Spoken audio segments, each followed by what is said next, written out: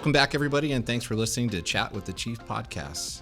I'm your host, Chief Rex Troche, coming to you not live from what we are calling the 6th floor studios at the Sarasota Police Department. Today, we are joined by Lieutenant Richie Schwieterman.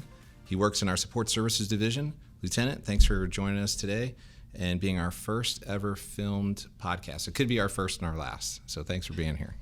Not a problem. No pressure whatsoever. All right, Richie, so no pressure. I usually ask like 3 questions when we start this off. So, Okay. What is your favorite food? My favorite food? Well, there's a variety of foods that I eat. I love barbecue, anything that is barbecue. But I don't know if you've ever heard the restaurant called Spice Station. Yes. I love going there for lunch, and my favorite meal to have for lunch is Pat CU. What is that? It is a noodle with vegetables and chicken. Sounds pretty healthy. Yeah, it is. All right, and that's Spice Station here, right? In the Yeah, city? that's Spice Station right here in the city, located off of Boulevard of the Arts and Central Avenue. Nice plug. Hey, Well done. thank you. Yeah. All right, what is your favorite music? Favorite music? I mainly listen to classic rock. It's not classic for me because it's what I grew up with. Mm-hmm. And then country music. You're a big 92.1 fan, aren't you? Yes, I am. So I love Maverick and Lulu in the morning. Shout out to Mav and Lulu. Yeah. There's another one. Now There's you're 2 another for 2. I can keep doing this all day. All right, and so what is your favorite thing to do? My favorite thing to do is just hang out with my kids. You know, I know everyone has their hobbies and things they like to do. I like to do things with my kids, mainly new things that they've never experienced before, because I love the joy they get just watching their face light up when it's something new and exciting. Here comes my next shameless plug. Go. I took my kids to the Van Wezel to see Aladdin. It was the first play they'd ever seen with me.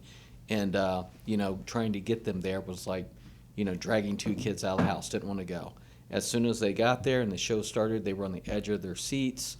There were all these people around. It was so exciting. And the entire time, you could, just looking at them, they loved it. They thought it was the best thing they'd ever seen, and they wanted to go right back and see it. That's awesome. How old are the boys now? They're still like 1 or 2, right? Well, no, I wish they were. So they just had a birthday, so All right. they turned 10. They are twins. Happy birthday. Yep. Do they get along?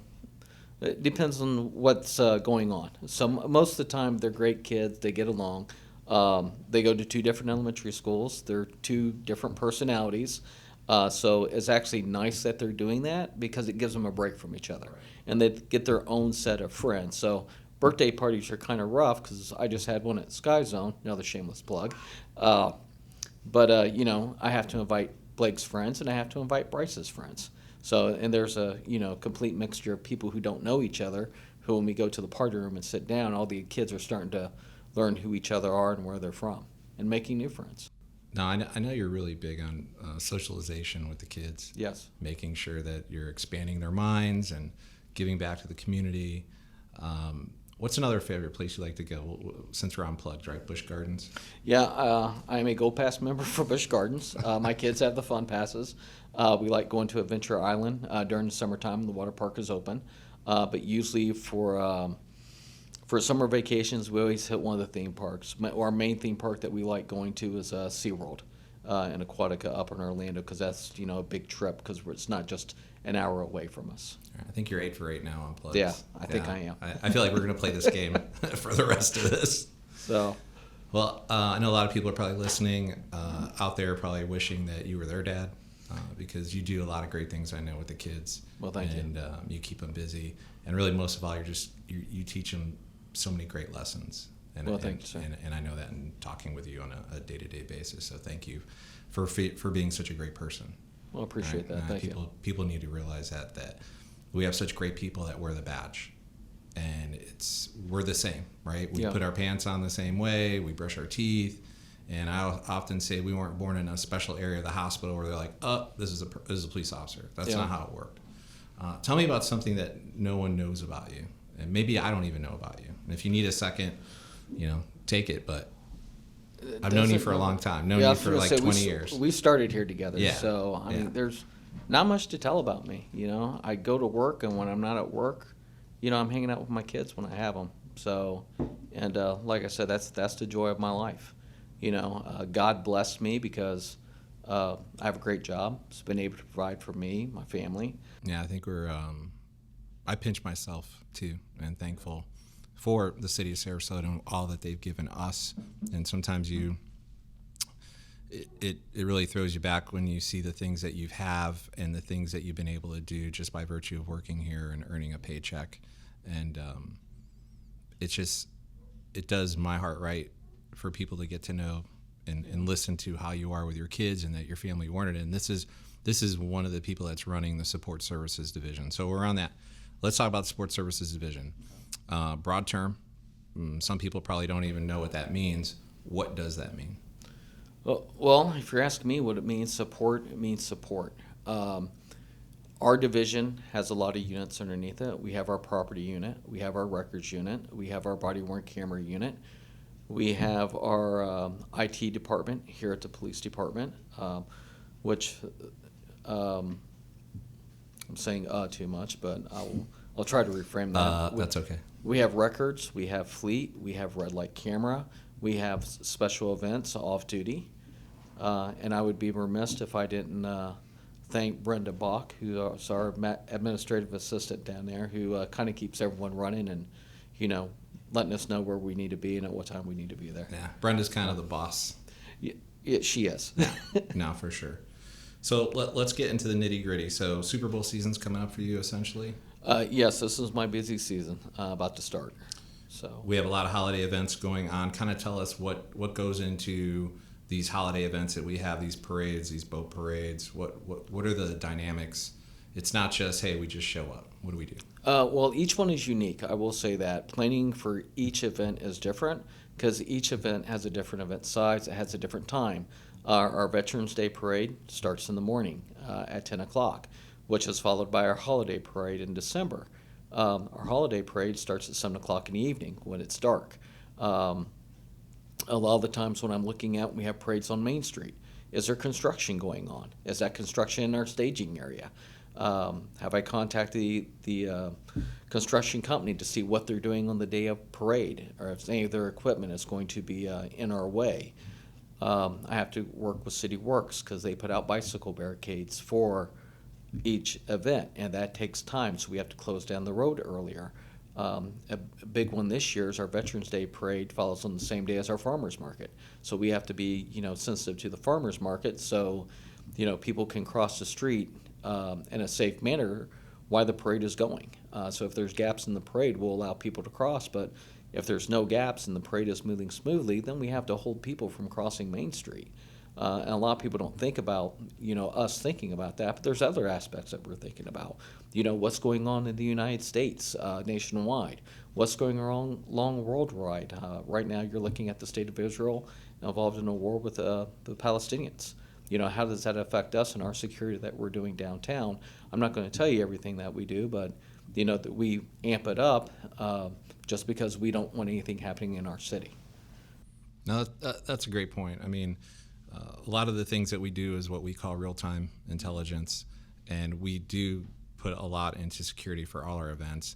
But there are times when we have chatter, what we call chatter, which is just information that we're getting in regards to potential threats, and then we adjust accordingly on the fly. And I always say we pivot within 24 hours, right? Absolutely. Most places takes 2 weeks.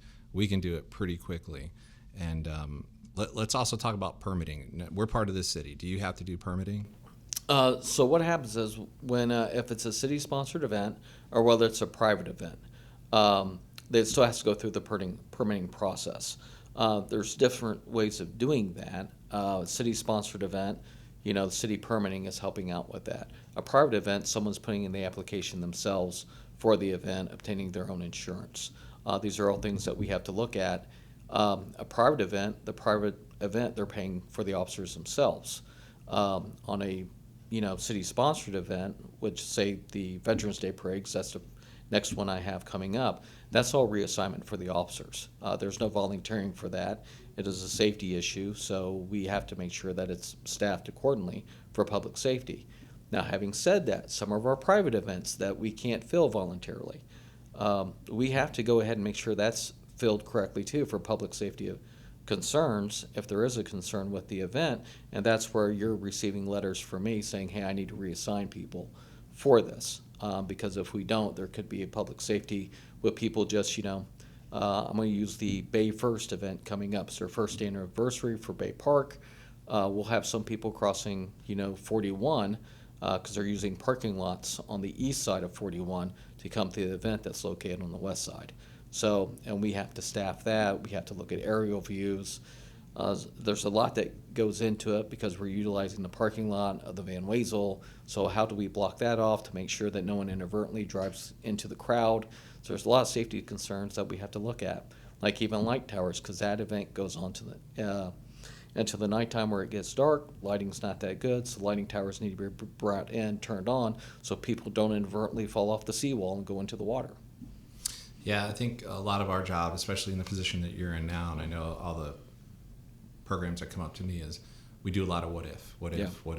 We plan for the worst and we hope for the best, but I know you do the best to have basically a crystal ball and trying to see, hey, what could potentially happen if we do this, what could potentially happen, and that's a lot of stress, and I appreciate that you do that. Let's talk, how do we staff these events? Tell me how we're staffing these events. Well, like I said, the city ones, the city sponsored.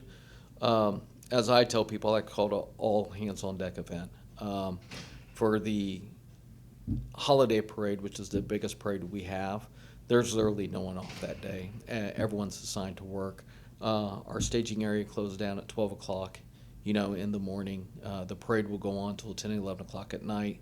But most of our preparation time that people don't see is starting, 6, 7 o'clock in the morning, where we're coming in and we're blocking off spots down on Main Street, because the last thing we want is for people to park on Main Street and then us try to get the bicycle barricades out.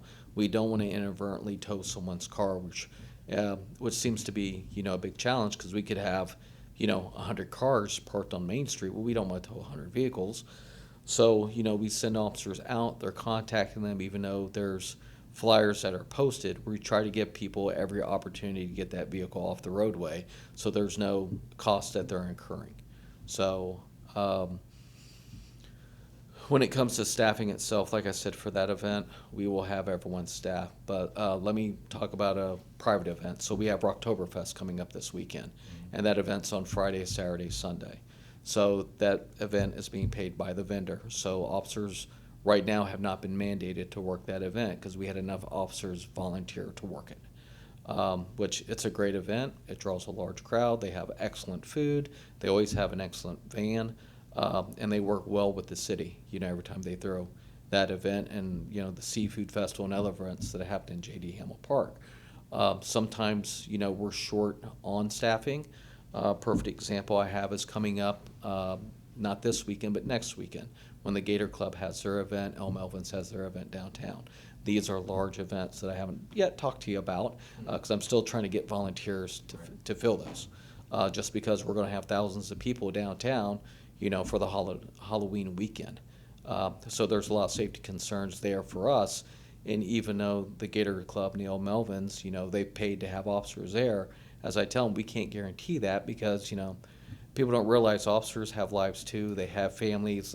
Their wives and their kids that they're wanting to do stuff too. Because a lot of times if they have to work on Halloween, which are shifts, this year you're off that weekend, but Halloween night those officers are going to be working. Well, instead of, signing up for a detail, they'd rather take their kid, to a trunk or treat at one of the local churches or something going on that night, so they do get that family time. And with that said, how many events total throughout the year? I know we're not quite there, but we could pretty much project it. How many events are we going to have this year total? I would estimate we're going to have at least 1,500 events. We're in October. We've had just over 1,200. So moving with November and December being a busy time of year because it's holiday season, we tend to have a lot of events that pop up. So whether it's, weddings, holiday parties that people just have not booked with us yet, it could be a quinceañera, which we talked about. That happens a lot at the municipal auditoriums and other places in the city. There's just a variety of different events that will show up. And that's like 130, 140, 150 events a month. Around 120 to 150. Right. So how many hours are officers working in those events? The events vary. It could be 3 hours. It could be a 12-hour day. It just depends on what's the need for the event that's taking place. So I can tell you so far this year, officers have worked over 6,800 hours in details. So that's aside their regular duty. That's excluding special events that are sponsored by the city. These are just details that have come in. Okay. So. And then, speaking of a lot of work, which holidays do you work? I work all of them. So I can't remember a holiday that I've had off. Whether I was a young officer or even now, except when we had COVID, I actually had New Year's off. That was my 1 year. All right. I think I've had New Year's off one time as well. Yeah, I think it was 2020. Yeah, I think it was. So let's talk about New Year's a little bit. So first boot on the ground is generally you. Yes. You're the first boot. And what time are you on the ground? I usually come in around 4:30. At 5 o'clock is set up in the morning. So setup will start around 5 o'clock with the vendor, who's city sponsored, and officers will start coming in a little bit before 5 to make sure all the barricades are put out downtown and that we're starting to secure that downtown footprint. And then what time do you usually go home? I usually go home around 2 or 3 o'clock in the morning, depending on how many people have cleared out. Usually right after the pineapple drop. I will leave the command post, go out, start getting an estimate of how many people are leaving. On that event, we can have anywhere between 30 and 50,000 people downtown. Yeah. We're talking about holiday events, quinceañeras. What other events does support services handle that most people wouldn't even think about? Well, we do have protests. That's another side of support services. Lieutenant Schwieterman is our special operations lieutenant. So a lot of those things he's handling. He has SWAT, ERT, crisis negotiation unit. He has our bomb unit, our dive team. You name it, if it's a specialty unit, it generally falls under Lieutenant Schwieterman. Having said that, though, my part doesn't end because there's a lot of things that those guys need when they have call-outs or protests that people don't think of, like where are they going to go to get breaks during the summertime if we have an event or a protest that's in July or August when the heat index is 120 degrees and these ladies and men are wearing their gear out there. We have to give them a cooling off period. We have to make sure that they get hydrated. We have to make sure that they're getting food. We have to make sure that any equipment they might need, so say their batteries on their radios are going down, we got to be able to replace those because we can't pull those individuals off the detail that they're working. So it's usually me and 2 other officers who work for me that keep running logistics for them. Say we have a SWAT call out, and at that SWAT call out, it started during the day, but it goes into the nighttime. They need light towers. Where are we going to get these light towers from? We have just purchased some portable ones, but if we need something bigger, then I'm making contact with city utilities to try to get light towers put out. Working with a traffic unit to go ahead and get signposts or electric signs put out to try to go ahead and divert traffic. We have to have that outer perimeter officers working there. How are they getting relieved? Who's feeding them? So a lot of times, we'll contact Publix or Jimmy John's to get sandwiches delivered because they could be out there for an extended period of time. When I say extended period, we're talking about 12 hours or more. Constantly running water, trying to get ice to go ahead and make sure that water is cold. So when they do have a chance to cool down, whether it's in the command post, the heavy support vehicle, the crisis negotiation unit vehicle, that they have something cool to get them down because they're not going to be there very long. They got 15 or 20 minutes to cool down, and then they're putting their gear right back on and going out in that 100-degree weather. So. Yeah, I remember not too long ago we had a SWAT call out, and we couldn't reach any vendors for food, and we called Jimmy John's, and that's no joke. They make those sandwiches that fast. Like literally, you call Jimmy John's, and we had sandwiches in boxes in like no time. Yep. So we have someone who knows at Jimmy John's. She contacted 2 different stores. Those 2 different stores made the sandwiches, and she was nice enough to deliver those sandwiches out on the outer perimeter to our officers so we could disseminate them to the SWAT officers. No, that was amazing because it was a tough time of night. to get that food. It's not always readily available. So we have to, I think we're 10 for 10 now on plugs. Good job. Let's see if we can get to 12. So we're talking about special events. Let's kind of talk about the boat races. What's your involvement with the boat races, and do we collaborate with any other agencies, non-government, NGOs? The boat races are going to be the biggest event we have during the year with P1 Racing. And there's a lot of coordination going on, not only with, and people would just think, well, the boat races is just law enforcement. No, it's not even close. We partner closely with Moat Marine because during that time it's turtle nesting season. We partner with the Audubon Society. A lot of people don't realize that we have snowy plovers and black skimmers, which are endangered species, that nest on our beaches at Lido. And we have to make sure those areas are roped off. In the mornings with Moat actually does, I would call it a turtle sweep. Mm-hmm. They check the beach to make sure no new turtle nests have been put out. And if they have, they're staking the area so people stay, away from the turtle nest and not disrupting it.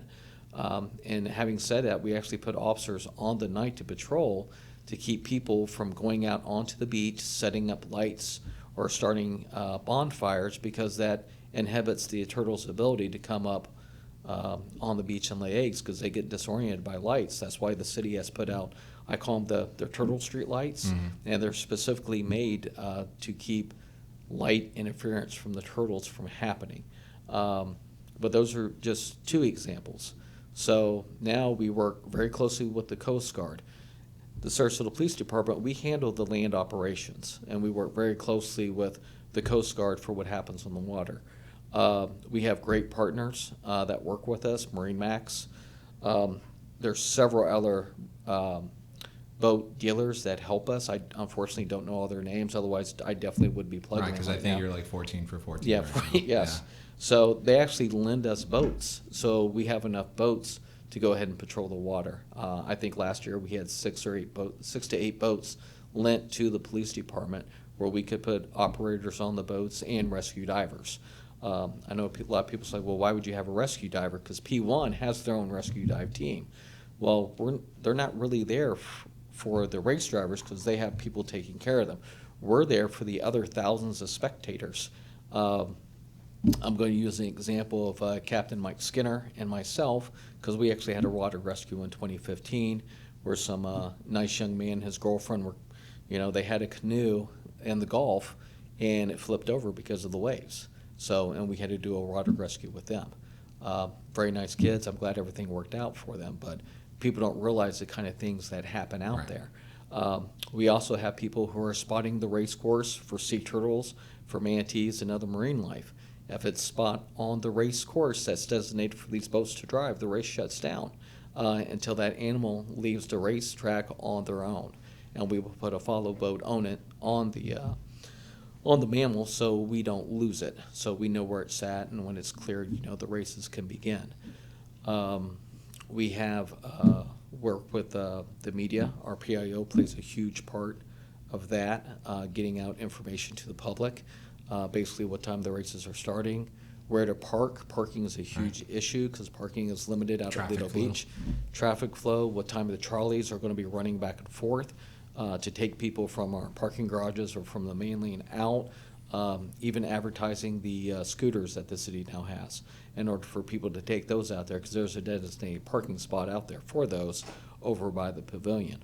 And on top of it, once again, what people don't think about, our boat operators and our divers, they get on those boats and they go out to their post.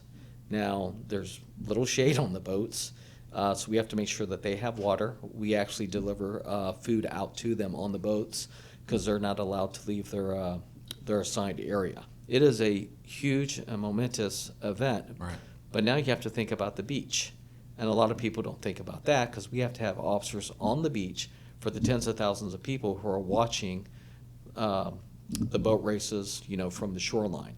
So what I have done is broken up the beach in 4 quadrants, and officers are stationed in each quadrant. So one of the things we try to do to help combat, heat stroke for the officers, because they're out there, they have to wear a vest, they have to wear their body camera, they have to wear their gun belt. Now, luckily, we do have bike shorts that they can wear, and we have a polo shirt to make it cooler. But once again, they're out there for 10 or 12 hours, in a heat index of 120. on the beach. So we have gotten them tents to provide them shade. They're not allowed to leave that beach area, so we're actually cooking over at the command post to provide them food. It's not much. It's hamburgers and hot dogs where they can get waters and Gatorades, and we will rotate them out. And a lot of times we'll have them in our command post just for a little bit to get some air. I would say this, over the course of the years that I've been here, I know the course of years that you have been here, I think you have taken it to the next level. All of our events. Well, I'm going to give it the credit to the people I work with, the people above me, my command staff. They've been very supportive and allowing me to do the things that have been done. And all the things that we put out there at the end of the day, the tents, the sunblock, the water, the food, access to bathrooms so they can come in and out really fast. At the end of the day, it's all about public safety. Absolutely. It's really about making sure that they're back on post, that they're hydrated, that if they need to go into the water, they can do it, and they've had every tool needed in order to ensure that we save somebody's life. And you really have thought outside of the box, and you've really taken it to the next level. So we are really appreciative of that, Richie. And I always say, right, man, like, think outside the box. Like, let's see what else we can do, and then we'll figure it out later if it worked, and we'll judge by its actions in and of itself. So I just want to say thank you again, Richie, for all you do. We're going to wrap it up, so I'm going to ask you this. In a perfect world, you're Harry Potter, you've got the magic wand, Wingardium Leviosa. If you could fix anything, what would you fix? And it could be as broad or not as broad as you want. If I could fix anything, what would I would fix public perception. You know, I would get every citizen in the city of Sarasota to come take a tour of the police department and come meet at least one of our police officers. Nothing against the media, but the media generally, in my experience of being here almost 24 years, and it's just my perception, they tend to point out the horrible things that very few people do in our career. And all the wonderful things that we do sometimes get overlooked. And people don't hear about those things. They only hear about the bad. I wish the perception was much greater. And I think because of public perception, you know, we have such a hard time with recruiting. We have such a hard time with, you know, people coming up to you and just having a general conversation.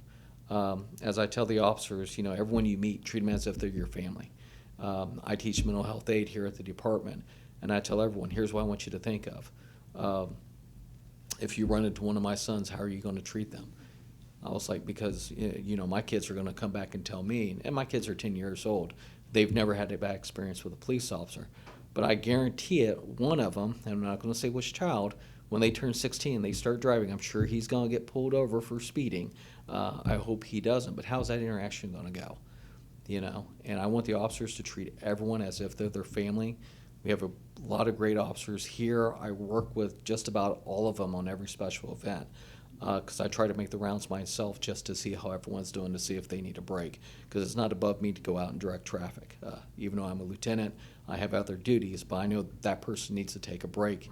It's tough staying out there for 6 hours in our nice shiny shoes with the hard soles, and it wears on you. Right, But melting. Those shoes melting to the ground. Exactly. Yeah. But like I said, if I could change public perception to see all the good that we do, that outweighs the bad that a few do, I would do that. Yeah, I'm going to agree with you 100%. We hire the best of the best. We're blessed to have the people that we have at this agency that are so customer service based, right?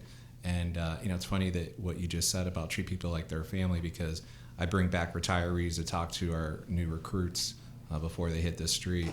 And every retiree at some point during their meet and greet always says, at the end of the day, treat people like, you know, their family. And those are the forefathers that came before us, right? And that's what they've instilled in us, is treat people like family. I saw a great saying the other day. It said, love them all and serve them all. Yeah. And I think that really says it all. And I think that's how we do business here at the Sarasota Police Department. And I think you're a great example of how we do business at the Sarasota Police Department. So, Richie, thanks, brother. I appreciate you being here. We've known each other for 20 years. Yep. I have an ultimate respect for you. Well, I appreciate it, sir. And you do so many great things. Well, thank you. So, Richie, thanks so much for taking the time out of your busy day to come and talk with us about support services and all the great work that y'all do. Appreciate that. I want to thank everybody for listening and watching. Make sure you subscribe and follow our podcast wherever you like to listen to Chat with the Chief. We tried something new with this filming. This one is we operate with our new low budget production. Please let us know what you think. Give us your thoughts on social media. As always, live, love, work, and play in our city because we love it just as much as you do. Have a great day.